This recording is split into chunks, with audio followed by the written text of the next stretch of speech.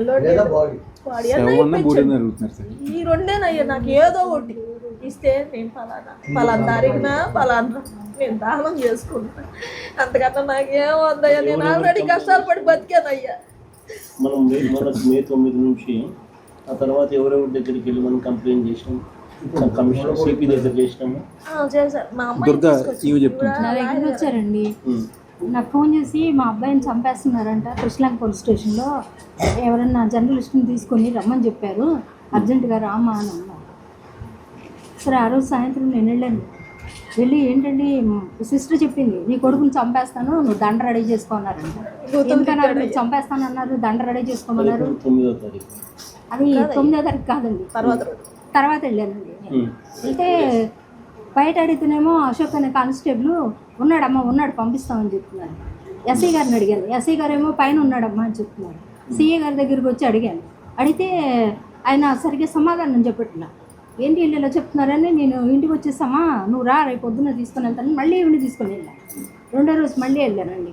ఏంటి వాళ్ళు తేడాగా ఉన్నారు, సరైన ఆన్సర్ ఇవ్వట్లేదు, అసలు పిల్లోడు ఉన్నాడో లేదో చెప్పట్లేదు. ఈవిడ చూసింది కొట్టడము, అబ్బాయి కేకలు తినటము, ఈ బాబుతో పాటు ఇంకా 4 నా సబ్జెక్టులు ఆ సెల్లో వేయటము, వాళ్ళందరినీ పంపించేశారు మన సబ్జెక్టులకి. కానీ ఈ పిల్లని పెట్టలేదు. వాళ్ళ ముందే ఈయన్ని బాగా కొట్టారు, తలకి దెబ్బ తగిలి కళ్ళు తిరిగి పడిపోయాడు. కాళ్ళ గోళ్ళు తీసేసారు. ఒక డాక్టర్ని పిలిచి కాళ్ళ గోళ్ళు తీయించారండి. ఈ చేతులు 2 చేతులు వేసేసారు, 2 చేతులు బొట్టిన వేలు గోళ్ళు కూడా పీకేసారు. మెడ ఇరిసేసారండి, మెడగోడ ఇరిగిపోయింది. చూసామండి. లాస్ట్ టైంలో పిల్లడు మా అమ్మని చూపించింది, ఇలా ఏలాడు పడిపోయి మా అమ్మని చూపించండి అని. ఆఖరి టైంలో అప్పుడు కూడా వాళ్ళ మనసు కరగలేదండి. ఇద్దరు నడవలేకపోతే 2 కానిస్టేబుల్స్, బాబురావు ఇంకోటి పేరు ఉంది అశోక్, భుజం మీద చెరొకళ్ళు పట్టుకుని ఈడ్చుకొని పైకి వెళ్ళి పడేశారండి. మా కళ్ళ ముందు కాదండి. మా లాయర్ గారు చెప్పారు, ఇంకో లాయర్ గారు చూసి వచ్చి చెప్పారండి, వీళ్ళ బాబుతో పాటు అదే సెల్లో ఉన్న వాళ్ళు చెప్పారు. చెప్తే నేను మళ్ళీ 4 అడ్వకేట్స్ని తీసుకొని వెళ్ళాను.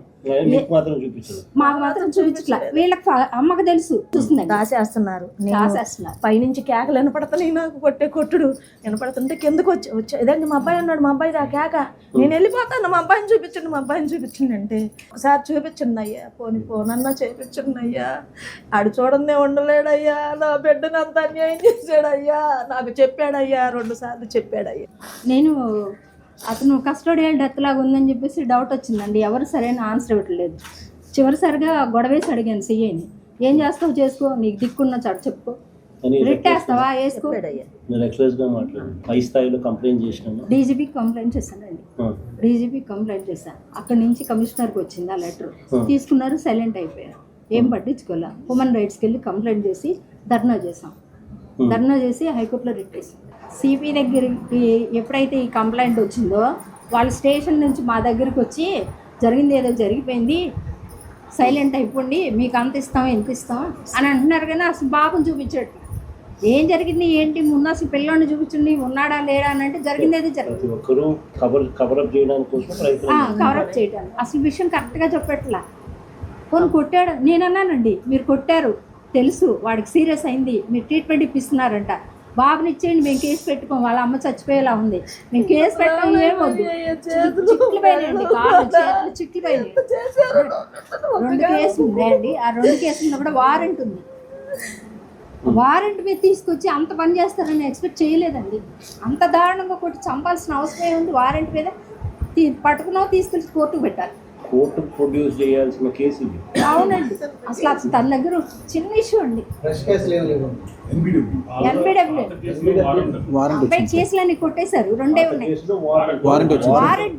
వారెంట్కి సంబంధించి వీళ్ళు తీసుకొచ్చి మామూలుగా వీళ్ళు చేయాల్సిన పని ఏంటంటే కోర్టు పెట్టాలి. అట్లాంటి కోర్టుకు పెట్టకుండా 4 రోజులు హింసించి 15 మంది కొట్టారు. 4 రోజులు హింసించి కాళ్ళు చేతులు అన్నీ ఇరిసేసి దారుణంగా కొట్టారండి. రక్తం కారిపోయింది, ఆ సెల్లో రక్తం కారిపోయింది. గోల్డ్ పీకారు. ఆర్ఎంపీ డాక్టర్ సుబ్బారావు అని ఒకరిని తీసుకొచ్చి ట్రీట్మెంట్ వారికి ట్రీట్మెంట్ చేయడం కట్లు కట్టి అక్కడ ఉన్న వాళ్ళందరూ చెప్పారండి. ఆ చుట్టుపక్కల ఆడి కూడా తీసుకొచ్చారు. ఆర్ఎంపీ డాక్టర్ వివరాలు అన్నీ తీసుకొచ్చారండి. ఆ 2 కాళ్ళకి ఇంజెక్షన్ చేస్తే 2 కాళ్ళు పడిపోయినాయి. పిల్లడివి 2 కాళ్ళు పడిపోయినాయి. అంటే వీళ్ళు ఫుడ్ పెట్టకుండా కొట్టి తిట్టి ఇంజెక్షన్ చేసినప్పుడు 2 కాళ్ళు పడిపోయినాయి. 2 కాళ్ళు పడిపోతే 2 కానిస్టేబుల్స్ ఈడ్చుకుంటూ తీసుకెళ్ళి పైన ఒక చిన్న రూమ్ ఉంది. ఆ రూమ్లో వేసారు. వాడు కేకలు అనపడుతుంది నాకు పైనుంచి కేకలు అనపడుతుంది. అమ్మో ఇది నా పిల్లడు గొంతు. నేను ఎదురుగా ఒకడు ఉంటే తోసేసి నేను గబగబా వచ్చేసాను. నా పిల్లడమ్మా మీ అబ్బాయి కదరా యువతలకు రాను ముందు అడ్డం నిలిచినారండి. ఇద్దరు వచ్చి అడ్డం నుంచున్నారు. పైకి వెళ్తుండే ఆ పిల్లోని కొడుతుంటే కేకలు వినిపిస్తున్నాయి. అక్కడ వెళ్ళే దారికి అడ్డం నుంచున్నారు 2 కానిస్టేబుల్. అంత నుంచొని బంధించి కొట్టాల్సిన అవసరం ఇందులో ఏం లేదండి. మేము ఆల్రెడీ కృష్ణలంక పోలీస్ స్టేషన్లో ఇతను గత 20 సంవత్సరాల నుంచి ఏజీఎస్లో చేసేవాడు. ఎస్ఐగా చేసేవాడు. ఈ నాగరాజు అనే అతను ఫస్ట్ నుంచి దూకుడుగా ఉండేవాడు. మా పిల్లోడు ఏదైనా చిన్న చిన్న తప్పులు చేస్తే తీసుకెళ్ళి పడతారు పోలీసు వాళ్ళు అన్న తర్వాత పెద్దన్న పాత్ర పోషిస్తారనేది ఇది అందరికీ తెలిసిన సాధ్యమే. వీళ్ళందరూ ఫ్రెండ్లీ పోలీస్ అన్నారు కదా. ఈ ఫ్రెండ్లీ పోలీస్ అంటే మనిషిని తీసుకెళ్ళి కొట్టి చంపి శవాన్ని కూడా భస్మం చేసి తీసుకెళ్ళి వాళ్ళే కాల్ చేసి బూడిది కూడా ఇవ్వకుండా వాళ్ళ పరిస్థితి అలా ఉంది. సిఐ నాగరాజ్ది. మేము మామూలుగా వాళ్ళు మా దగ్గరికి ఒక మనిషిని పంపించారు, కానిస్టేబుల్ పంపించినప్పుడు మేము చెప్పాం, మీరు మర్యాదగా మనిషి ఉంటే మనిషిని అప్పు చెప్పండి, లేకపోతే బాడీని అప్పు చెప్పండి. మేమెవరో రోడ్డు పక్కన వాళ్ళలాగా వెనక ముందు ఎవరో లేనట్టుగా ఆడబిడ్డ అలా తిరుగుతుంటే, అయ్యా నేను మీకు తెలుసు కదయ్యా, మా బిడ్డ మీకు తెలుసు కదయ్యా, మా తమ్ముళ్ళు మీకు తెలుసు కదయ్యా, అయ్యా ఒక్కసారి మాట్లాడించండి అయ్యా అన్నప్పుడు మీ హృదయం కలగనప్పుడు మేమెందుకు ఊరుకోవాలి అన్న ఆలోచనతో మేము బయటకు వచ్చాం.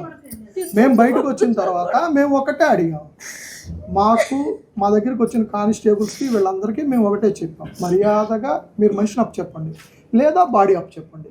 ఈ 2 జరగని పక్షంలో మేము ఏం చేయాలన్న దానికి కూడా మేము వెనక ముందు ఏం ఆలోచించాం. మేము 10 మంది ఫ్యామిలీ మెంబర్స్ ఉన్నాం. మేము మిడిల్ క్లాసు. ఇంతకన్నా మిడిల్ క్లాస్ వాళ్ళు ఉంటారు. రోజువారీ రిక్షా తొక్కుకునేవాడు, ఆటో తోలుకునేవాడు, రోజు కూలి పని చేసుకునేవాడు. వాడికి అన్యాయం జరిగితే సపోజ్ ఎవరూ రారు, వాడు ఎక్కడికి వెళ్ళాడు, ఏ స్టేషన్కి వెళ్ళాడు, ఏ కోర్టుకి వెళ్ళాడు, అంతా మ్యానిపులేట్ చేసి వాళ్ళే చేసుకుంటారు.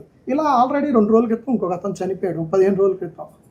ఈరోజు ఈ తల్లి ఏడిసింది, అప్పుడు ఆ తల్లి ఏడిసింది, ఇప్పుడు ఇంకో తల్లి ఏడుస్తుంది, రేపు ఇంకో తల్లి ఏడిసింది. ఇలాంటి ఏడుపు అనేది ఇంకోసారి ఉండకూడదు అనేది మా కోరిక.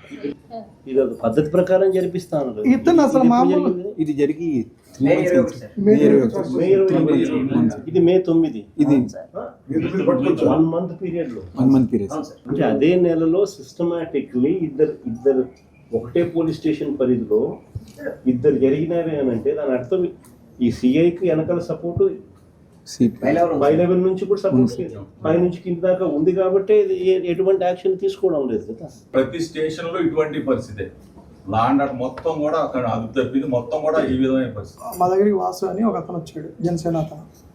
మేము ఒకటే చెప్పాం, మేము రాజీ పడే మనుషులం కాదు, మేము ఎవరికి రాజీ పడాల్సినంత అవసరం లేదు, మాకు ఇస్తే మనిషినే ఉండే, లేదంటే డెడ్ బాడీ అప్పు చెప్పండి, లేదంటే కనీసం బూడిదన్నా ఉండే.